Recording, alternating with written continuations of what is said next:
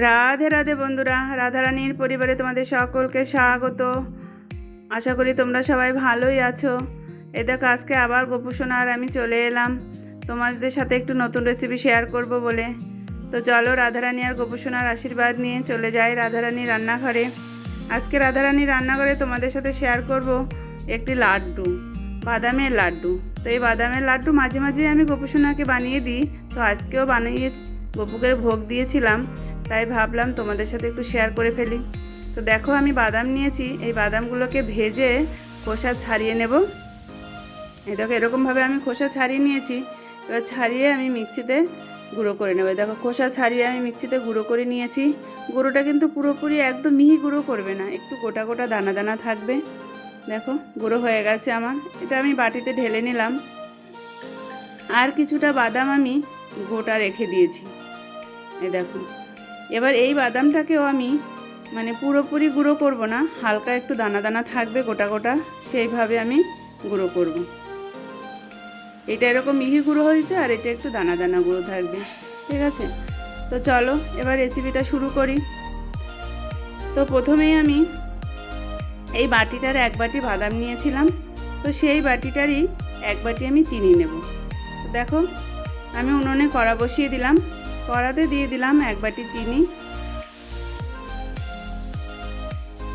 আর দেব এক বাটি জল। এইবারে চিনি আর জলটাকে ভালো করে ফুটতে দিতে হবে। তো এই সামান্য দুটো উপকরণ দিয়ে যে এত সুন্দর একটা লাড্ডু হয়, তোমরা কিন্তু সামনে জন্মাষ্টমী আসছে, এইভাবে গোপুসোনাকে লাড্ডু বানিয়ে দিতেই পারো। কারণ বাজার থেকে তো আমরা অনেক রকম লাড্ডু কিনে দিয়েই থাকি, কিন্তু ঘরে তৈরি করা নিজের হাতে এই সামান্য দুটো উপকরণ দিয়ে চটজলদি বানিয়ে তোমরা কিন্তু গোপুসোনাকে খুশি করে ফেলতে পারো। তোমরা কিন্তু ট্রাই করো এই লাড্ডুটা, কারণ একই রকম লাড্ডু গোপুসোনা খেয়ে কিন্তু গোপুসোনার আর ভালো লাগে না, বলো? আমি কিন্তু মাঝে মাঝে এই লাড্ডুটা বানিয়ে গোপুসোনাকে দেই। দেখো, কথা বলতে বলতে আমার চিনি শিরাটাও কিন্তু হয়ে এসছে। এই দেখো, যখন দেখবে একতার হয়ে কেটে কেটে যাচ্ছে, ছিঁড়ে ছিঁড়ে যাচ্ছে, তখনই কিন্তু হয়ে যাবে চিনিটা। এবারে আমি গুঁড়ো করা বাদামটা দিয়ে দিলাম। বাদামটা দিয়ে ভালো করে নাড়তে হবে। নাড়াটা কিন্তু বন্ধ করবে না, তাহলে কি বলো তো, তলায় লেগে যাবে, তো একটা পোড়া পোড়া ভাব হবে, ভালো লাগবে না কিন্তু লাড্ডুটা খেতে। দেখো, নাড়তে নাড়তে দেখবে একটা পাক চলে আসবে, বুঝতেই পারবে যে তখন লাড্ডুটা হয়ে এসছে, ঠিক আছে? এইভাবে নেড়ে যেতে হবে। এখনই আমি দিয়ে দিলাম 2 চামচ ঘি।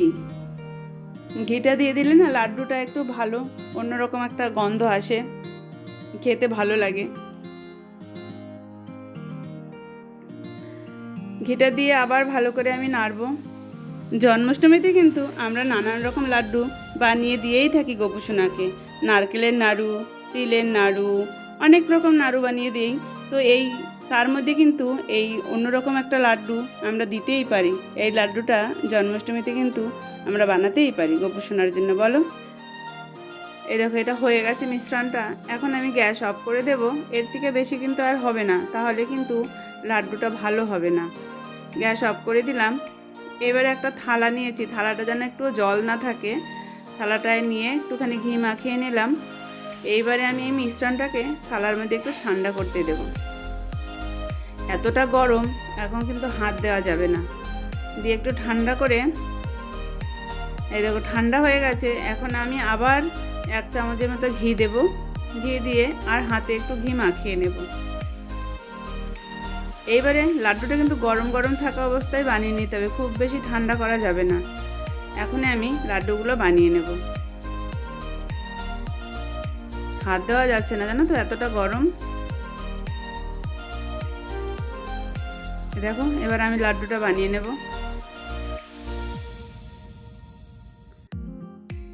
এরকম গোল গোল করে সব লাড্ডুগুলো আমি নাড়ুর মতো আর কি সব বানিয়ে নেব।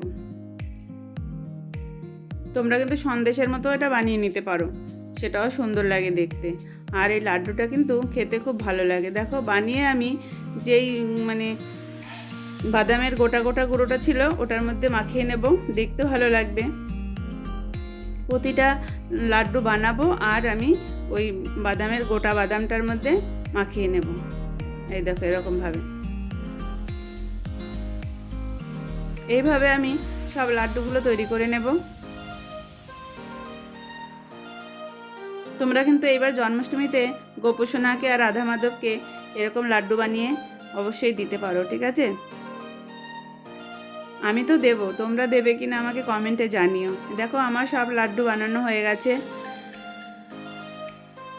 আমার এই লাড্ডুর রেসিপিটি যদি তোমাদের ভালো লাগে তোমরা একবার আমাকে লাইক শেয়ার কমেন্ট করো, আর এরকম নিত্য নতুন রেসিপি পাওয়ার জন্য আমার চ্যানেলটিকে সাবস্ক্রাইব করে রাখার অনুরোধ রইল।